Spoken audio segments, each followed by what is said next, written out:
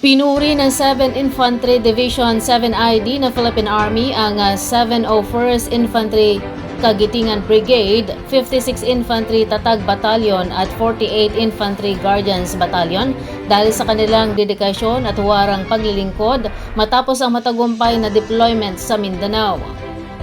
Matapos may sakatuparan ang kanilang mga itinalagang misyon bilang suporta sa mga operasyon para sa kapayapaan, seguridad at katatagan, ay ligtas na nakabalik ang mga nasabing unit sa area of responsibility ng 7ID. Isinagawa ang isang arrival ceremony sa Lieutenant Galido Grandstand Fort Ramon Magsaysay, Palayan City, Nueva Ecija upang markahan ang kanilang pagbabalik. Pinangunahan ito ng commander ng 7ID na si Major General Joseph Norwin Pasamonte na nagsilbing keynote speaker ng programa. Sa kanyang talumpati, ipinahayag ni Major General Pasamonte ang kanyang taus-pusong pasasalamat sa mga sundalo sa kanilang walang sawang paglilingkod at sakripisyo. Binigyang diin din niya ang mahalagang papel ng mga unit sa patuloy na pagsisikap ng hukbong katihan ng Pilipinas na mapanatili ang kapayapaan sa mga lugar na apektado ng sigalot. Ayon sa pamunuan, ang muling pagsasanib ng mga nagbalik na unit ay lalo pang magpapalakas sa kakayahan ng 7ID bilang pangunahing unit ng Army sa Luzon. Makakatulong ito upang ipagpatuloy ang mga operasyong pangsiguridad, patatagin ang pambansang depensa at suportahan ang mga programang pangkaunlaran ng pamahalaan. Patuloy na isinusulong ng Philippine Rice Research Institute of PhilRice ang edukasyong pang-agrikultura sa pamamagitan ng Rice Science Museum na matatagpuan sa loob ng compound ng ahensya sa Science City of Muñoz, Nueva Ecija. Ayon kay PhilRice Science Research Specialist 2 Jonathan Cabral, nagsisilbing isang interaktibong lugar ng pagkatuto ang museo na naglalahad ng agham, kultura, kasaysayan at teknolohiya sa likod ng pagsasaka ng palay sa Pilipinas. Binigyang din niya na mahalaga ang Rice Science Museum sa pagkakakilanlan ng mga Pilipino sapagkat ang bigas ay malalim na nakaugat sa kultura ng bansa. Dahil dito nagsisilbi ang museo bilang tagapangalaga ng kaalaman ng pag-iingat sa kasaysayan, agham, kultura at teknolohiya ng palay sa Pilipinas. Kabilang sa mga tampok ng museo ang mga tradisyonal na kagamitang pansaka, rice arc mosaics na gawa sa iba't ibang uri ng bigas, mga miniature na makinang pansakahan, demonstration farm models, mga insektong nakakaapekto sa pananim na palay at mga binhing angkop sa iba't ibang ekosistema. Nagsisilbi rin ang museo bilang plataporma sa pagpapakita ng mga teknolohiya, produkto at resulta ng pananaliksik na binuo ng PhilRice, kung saan maaaring matuto ang mga bisita habang tinatangkilik ang mga exhibit. Bukas sa publiko ang Rice Science Museum mula Lunes hanggang Biyernes, maliban sa mga holiday at libre ang pagpasok para sa mga walk-in na bisita.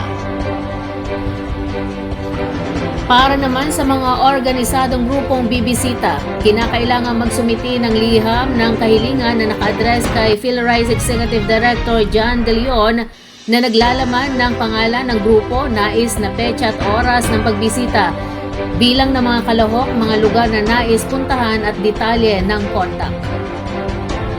Maaaring ipadala ang mga kahilingan sa pamagitan ng opisyal na email ng PhilRice na philrice@philrice.gov.ph o philricecommunityrelations@gmail.com o makipag-ugnayan sa numerong 0917-111-7423 para sa kumpirmasyon at iba pang katanungan.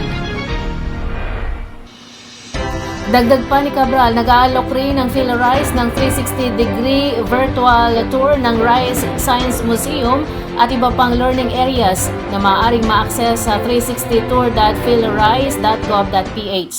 Tampok dito ang Palayamanan, Rice Engineering and Mechanization Division, Drying and Cold Storage Facilities, Gene Bank, plant breeding at biotechnology laboratories, rice chemistry at food science laboratories, gayon din ang agronomy, soils at physiology laboratories.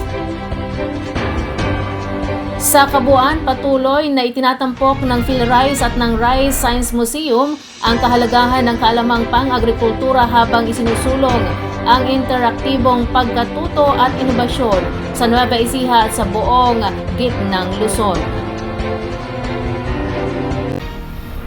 Pinalalawak ng Nueva Ecija University of Science and Technology o NUST ang pandaigdigang ugnayang akademiko matapos lumagda sa isang Memorandum of Understanding o MOU kasama ang Suncheon National University o SCNU ng South Korea. Isinagawa ang formal na paglagda ng kasunduan sa Nieto Hall, NUST Sumakab Campus sa Cabanatuan City.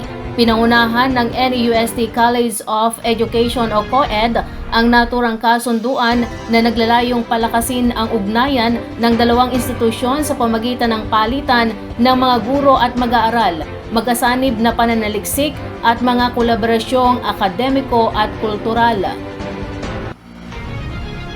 Sa kanyang mensahe, sinabi ni NUST President Rodora Hugo na ang nasabing partnership ay sumusuporta sa global initiative ng universidad. Matapos ang MOU signing, tinalakay ng NUST at SCNU ang mga plano sa implementasyon at ang posibleng pagpapalawak ng kooperasyon sa pamamagitan ng isang Memorandum of Agreement o MOA sa hinaharap. Kabilang sa mga iminungkahing larangan ng pagtutulungan ang international teaching internships, credit transfer arrangements at kolaboratibong pananaliksik sa pedagohiya. Natukoy rin ng dalawang institusyon ang mga oportunidad para sa pananaliksik sa agrikultura gaya ng smart farming at sustainable agriculture. Inaasahang susuporta ang mga inisyatibong ito sa applied research at mas matibay na ugnayang akademiko na makatutulong sa pagpapalakas ng kakayahan ng mga komunidad sa agrikultura sa Gabaldon at iba pang bahagi ng Nueva Ecija. Nilagdaan ang MOU ni na President Rodora Hugo at SCNU Office of International Affairs and Education Dean Sho Kang-syok. Nasaksihan ang okasyon ng mga opisyal ng NUST kabilang sina Vice President for Academic Affairs Feliciana Jacoba, Office of International Affairs and Southern Nueva Ecija Off-Campus Director Eric Claudio, COED Dean Jonel Peria at iba pang guro at kawani mula sa parehong institusyon.